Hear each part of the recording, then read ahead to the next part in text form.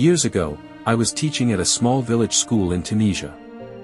It was a simple place, with simple kids, and life was tough. Every day, before the first bell rang, I would see a girl standing by the classroom window. She was thin, with big, innocent eyes. Her hands were full of bread. She was selling bread. Not for herself, but for her family.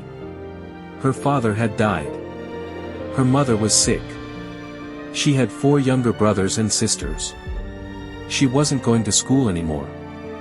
But interestingly, she stood there every day and listened.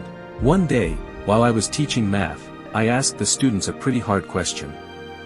I said whoever answered correctly would get a prize. Everyone thought hard, but no one answered. Suddenly, I saw that girl outside the window raise her hand and say, "Sir, please let me answer." I smiled and said, "Okay, go ahead." And she gave the most accurate answer. I was stunned. From that day on, I couldn't be indifferent anymore. I talked to the principal, paid for her education myself, bought her books and supplies. Sometimes, I even wrote notes for her at home. And she studied with all her heart. At the end of the year, she was the top student in the school. Everyone was surprised. But not me. Because I could tell from her eyes she was special. Years passed. She reached high school. I got transferred back to my hometown. Back then, there were no cell phones or easy ways to keep in touch. I lost contact with her. Then one day, I went to the capital with a friend. His son was studying medicine. He said, "Come, let's go see him at the university." We were sitting in the university cafeteria when a graceful, beautiful woman walked by. She looked at me and stopped.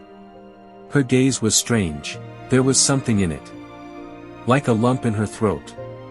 Like a memory. I asked my friend's son, "Do you know that lady?" He said, "Yes, she's a professor. One of the best here." I said nothing, but my heart was racing. There was a familiar feeling. Suddenly, that woman came up to me, stood in front of me, looked at me, and then hugged me tight. She was crying. Her voice was shaking.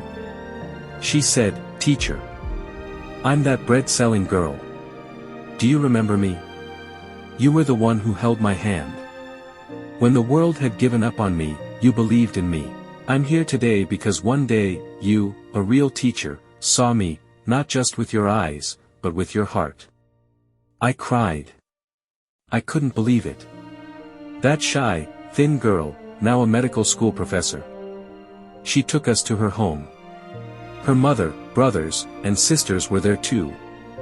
They welcomed me warmly. They talked about those days. They said if it weren't for me, maybe none of them would be here today. And I just said one thing, with tears in my eyes, for the first time in my life, I feel like I'm truly a teacher, a real human being.